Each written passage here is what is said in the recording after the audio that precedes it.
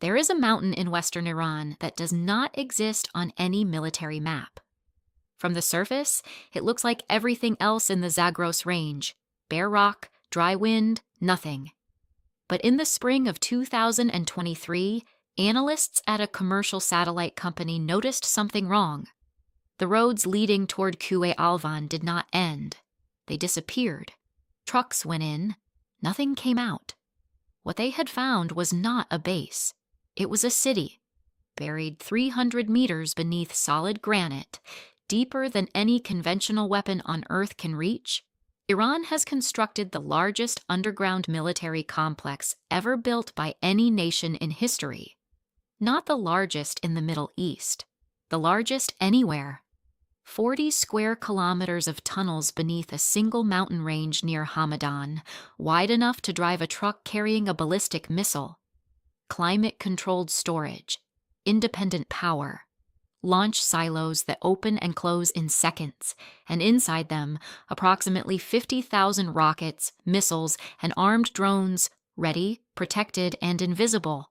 Take a moment with that number: 50,000. The discovery did not come from a single breakthrough. It came from the collision of 3 separate intelligence streams arriving at the same conclusion at the same time. Commercial satellite imagery, now sharp enough to read vehicle markings from orbit, caught the thermal anomalies: heat bleeding up through ventilation shafts that Iran had designed to look like natural geothermal vents. Seismic sensors originally placed in the region to monitor nuclear testing registered vibration signatures inconsistent with geology, the specific mechanical rhythm of heavy tunneling equipment running on shifts for years. And human intelligence, recruited engineers, disillusioned contractors, filled in what the sensors could not see: the layout, the depth, the scale.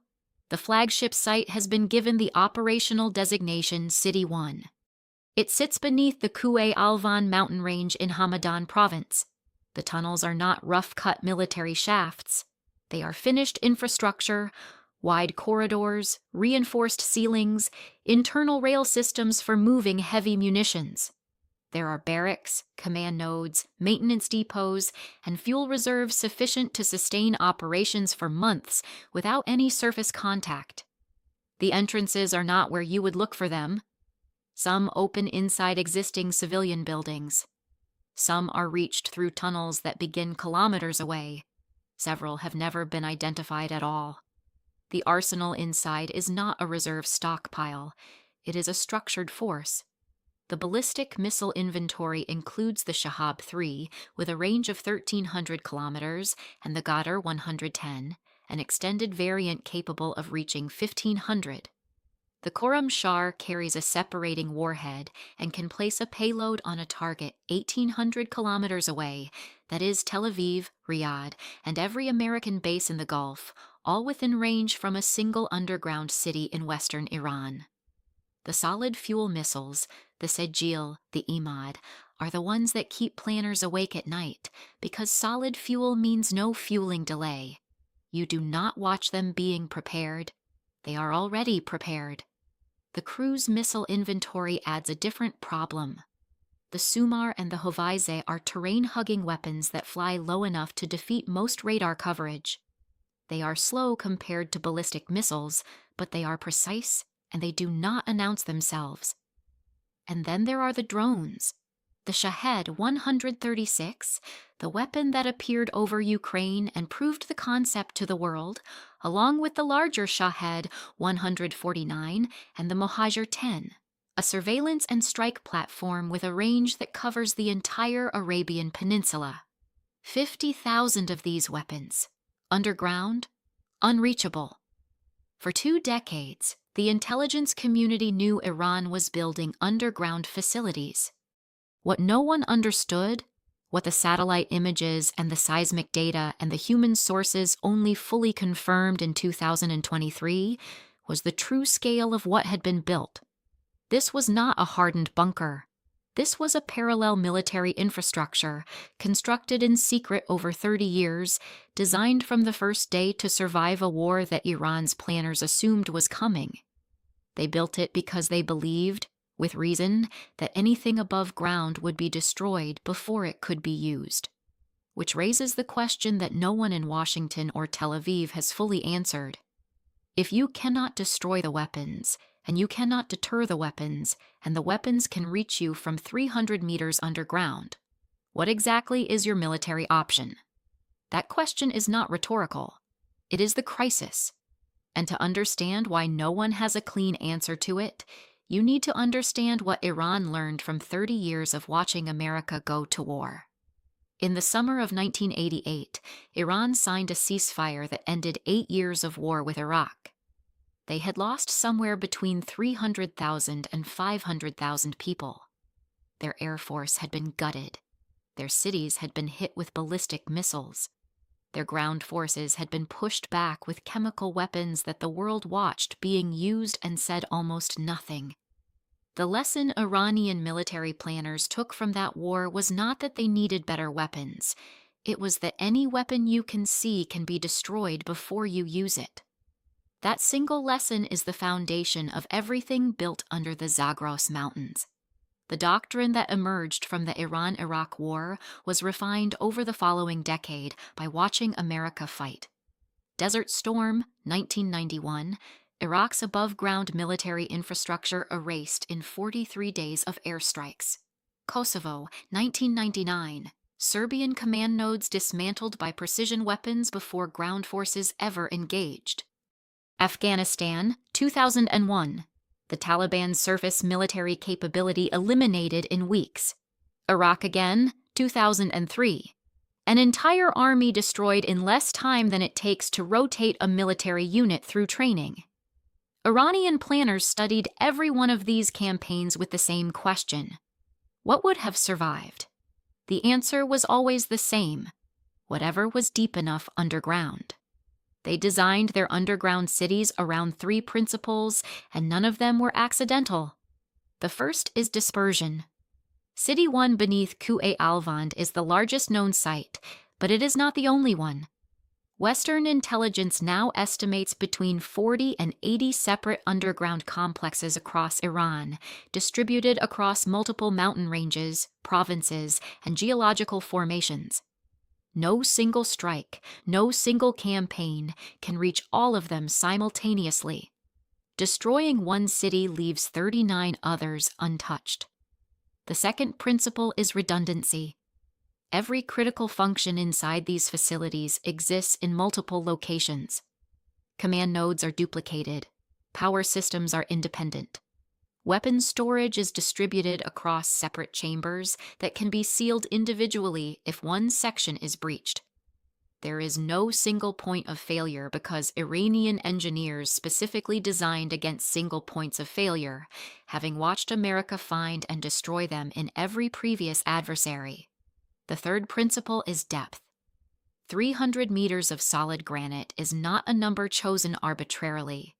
It is the number that defeats the GBU-57, the massive ordnance penetrator, the largest conventional bunker-busting bomb ever built, carried only by the B-2 stealth bomber.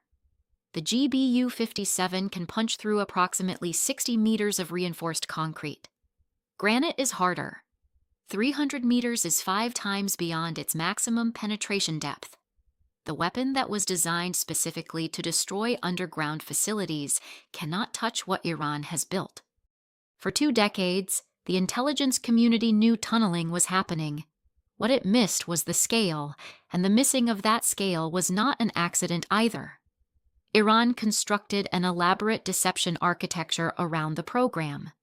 Decoy facilities, partially built, deliberately visible, designed to draw satellite attention and targeting resources towards sites that contain nothing of value. Civilian construction fronts operated openly, moving equipment and workers in patterns indistinguishable from infrastructure projects. All heavy machinery operating inside the mountain complexes was housed in Faraday-shielded chambers, blocking electromagnetic signatures that would otherwise have been readable from orbit. The ventilation systems, The one unavoidable physical requirement of any underground facility, the thing that always betrays these sites, were engineered to release air in thermal patterns that matched natural geothermal activity in the Zagros Range. The mountains themselves provided cover, because the Zagros is geologically active enough that anomalous heat readings could always be explained away. The entrances were the final layer. Many do not exist on the surface at all in any recognizable form. Access tunnels begin inside existing buildings, warehouses, factories, agricultural storage facilities, whose surface function provided legitimate cover for the vehicle traffic that underground construction requires. Some entrance corridors extend for several kilometers underground before reaching the main complex, meaning that even a strike on a confirmed entrance point does not reach the weapons. Here is what that means in practice. Every military option that has been modeled against these facilities requires first locating all of them, then simultaneously striking enough of them to degrade the retaliatory capability before it can be used, then destroying the launch infrastructure faster than the remaining sites can disperse and relocate mobile systems. Intelligence officials who have worked these target sets describe the problem not as difficult, but as mathematically unsolvable with available conventional weapons. Saudi Arabia understood this first, quietly, when its American-supplied Patriot batteries failed to intercept a fraction of the drones and missiles fired at Aramco facilities in 2019. The Patriots worked as designed. There were simply more incoming weapons than the system could process. Now multiply that attack by a factor of 100, launched from sites you cannot destroy in advance. The Saudis stopped believing in their air defenses that day. The UAE began making phone calls to Tehran shortly after, and Israel, which has the most to lose and the least strategic depth, began requesting munitions that do not yet exist in sufficient numbers to solve a problem that may not be solvable by munitions at all. Which leaves the question of what happens when a diplomatic deadline expires, when rhetoric has outrun reality, and when the men making the decisions finally have to confront what the intelligence actually says, not what they hoped it would say. At some point in the last decade, Iran crossed a threshold that no medium power had ever crossed before. It built a deterrent that works, not because it threatens nuclear annihilation, but because it guarantees a conventional response so large and so protected that no adversary can confidently eliminate it. That is a new thing in the world, and the world has not yet fully absorbed what it means. Military historians will mark this as a turning point equivalent in significance to the introduction of the submarine or the aircraft carrier.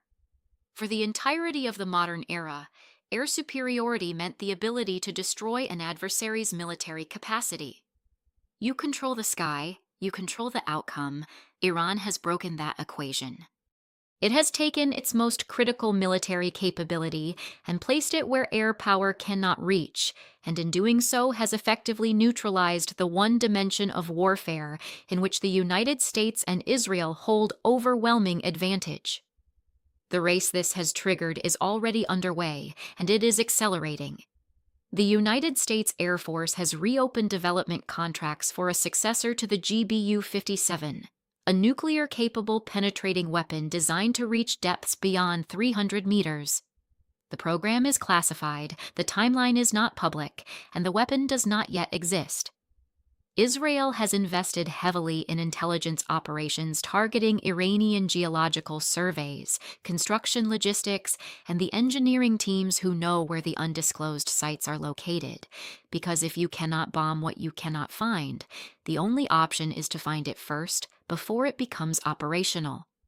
Iran, aware of both efforts, is building new cities in locations specifically chosen to complicate geological detection and is developing construction techniques designed to leave even less seismic signature than the previous generation of tunneling.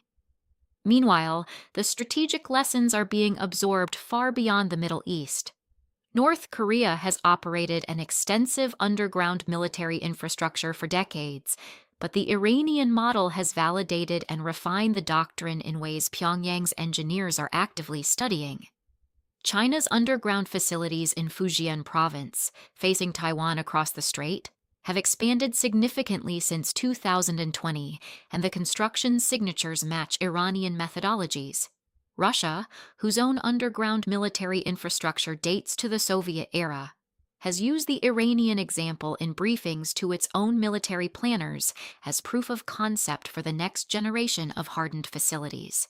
The non-proliferation implications are the ones that will matter longest. For 30 years, the central logic of non-proliferation has rested on a single premise: that nuclear weapons are the only reliable strategic deterrent, and that controlling their spread is therefore the most important task in international security. Iran has demonstrated that premise is wrong. 50,000 conventional missiles and drones, protected at sufficient depth, achieve the same deterrent effect as a nuclear arsenal: the certainty of unacceptable retaliation without a single nuclear warhead, without the diplomatic isolation that nuclear development brings, and without triggering the specific military responses that nuclear programs provoke. The bunker, it turns out, is as strategically decisive as the bomb, possibly more so because it is legal. Every government in the world with a serious military planning apparatus has now run that calculation. Several of them are already acting on it. The immediate crisis, though, is not theoretical. It is a deadline. Diplomatic negotiations between the United States and Iran over the nuclear program have been running in parallel with a military standoff whose parameters the public has not been fully told. American negotiators have been attempting to extract commitments on uranium enrichment.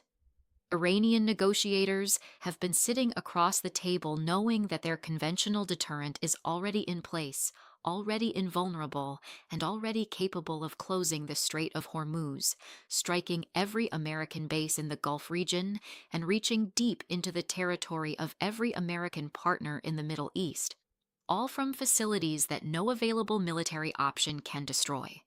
This is what negotiating with a protected deterrent looks like. It looks like leverage. And leverage, in diplomacy, is everything.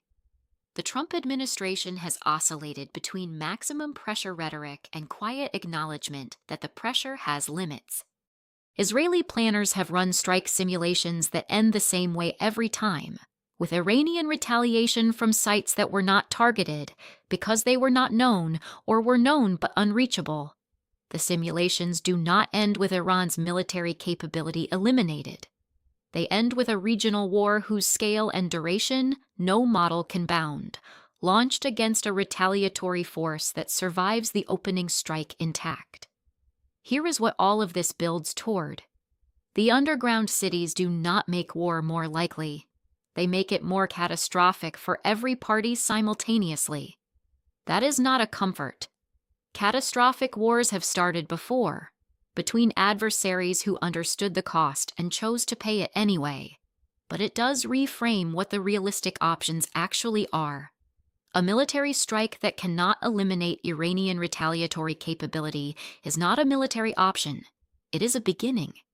The only question it answers is what Iran fires back with. And we now know exactly what that answer is. 50,000 weapons, 300 meters underground. Ready.